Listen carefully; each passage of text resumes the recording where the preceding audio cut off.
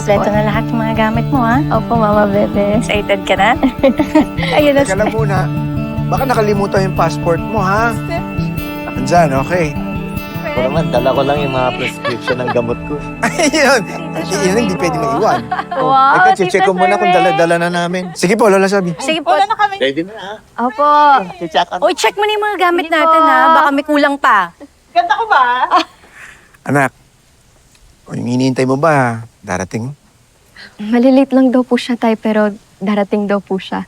O, sige. O, samahan ko muna sila, Lola Sabi, ha? Iwan ko muna kita. Sige po. Sige. Dadaling ko na to, ha? Apo. Okay lang yan, marami pa namang oras, ha? Huwag kang magmadali.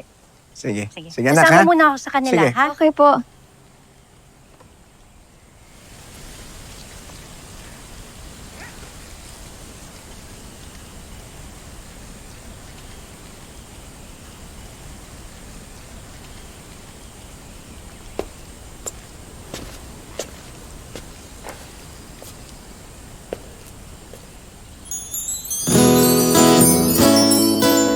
Sorry, na-late ako.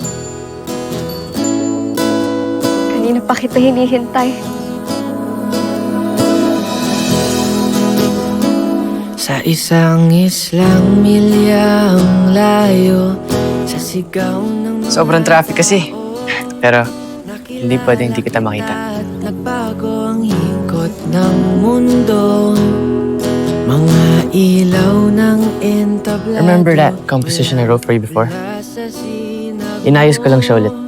Right after na, binasa ko yung letter mo na sinulat mo for me. Let me play it for you before you go. Hulog ng langit ang iyong pagdating. Kaya dadaan sa awit ang aking dalangin. Aking anghel, di na ako madadala sa takot dahil hinatid ako ng hangin.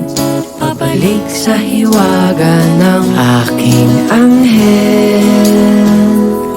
Di na ako magsasayang pa ng oras. Ipagsisigawan ko sa langit na nahigugma ko ni mo.